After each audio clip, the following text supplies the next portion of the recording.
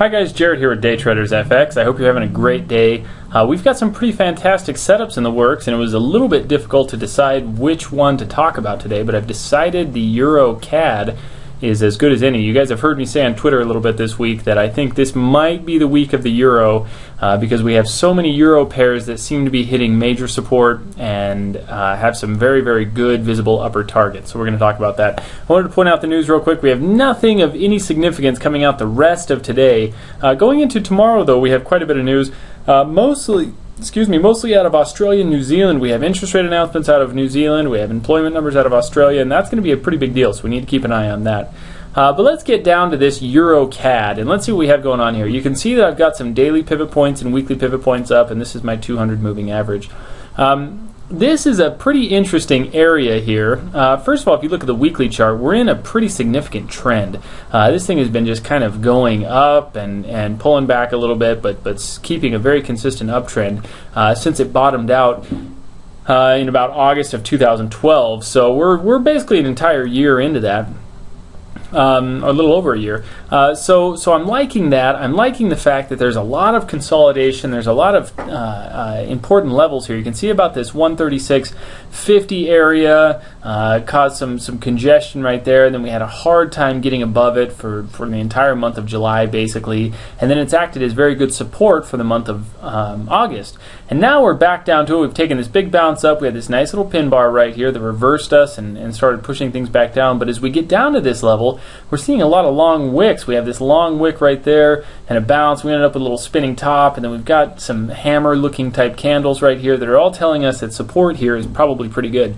Now, where it gets a tiny bit tricky is how the entry is going to be. A safe, semi-obvious, quote, entry would be probably just trading the break of the weekly high, which is around 137.70. That's about 137.70 right there, 137.69. So 137.70 would be a good little break point. That puts us above the weekly high, and it also perfectly breaks us out of this descending trend line, this descending channel right here, which is a pretty solid one. So we start breaking that. We've got a little bit of room before we start hitting that 200 moving average, which is on the 1 hour and the 4 hour chart about at the same spot. You can see that on the 1 hour chart we're about 38 pips away from the breakout area, and on the 4 hour chart it's almost at the exact same spot, about 40 pips away, which is pretty strange. Typically the 4 hour and 1 hour pictures are a little bit different. So that's kind of interesting. I like this double bottom that we have right here. We had this big bearish candle, which was followed up by almost an equal size reversal, which would have been some train tracks. Instead, it pittered out just a little bit, which is why I think probably our best entry would be to trade the break of this 137.70. The other alternative is, however, getting in a little bit more on the pullback. For example, if this thing came down and tested this weekly low once again, which is 136.70. So remember, the high is 137.70, the low is 136.70 of the week. I would definitely consider getting long down here. Remember, from the 4 hour chart, we have this missed weekly pivot all the way up here at about 139.50. So there's tons of pips to be had there. Excuse me, but I think that again, a safe bet is trading the break of the high.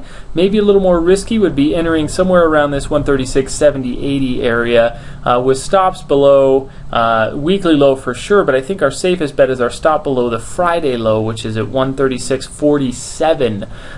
So that's going to give us, a decently significant stop depending on how far we get this thing down to. If we see 136, 80, 85, that gives us a fairly reasonable size stop with tons of profit potential. But at this point, I probably just favor trading the break of 137.70 with a profit target of, we've got a missed daily pivot back here, so that gives us kind of an initial target of about 30 pips. But ultimately, I think our best target, I think this trade has some decent long-term potential, would be to hold on to it till that missed weekly pivot, which is 180 pips away from current market price. So that's what I'm looking for, and I think there's a pretty good opportunity to be had there. So I'll keep updating on it as we go. Remember, all the Euro pairs have some pretty interesting stuff going on. Euro Aussie, EURCAD, Euro New Zealand, so keep an eye on all that, but I think right now our EURCAD might be the more interesting of all of them. So best of luck. I'll keep the updates coming, and I will look forward to chatting with you all on Twitter and in the chat.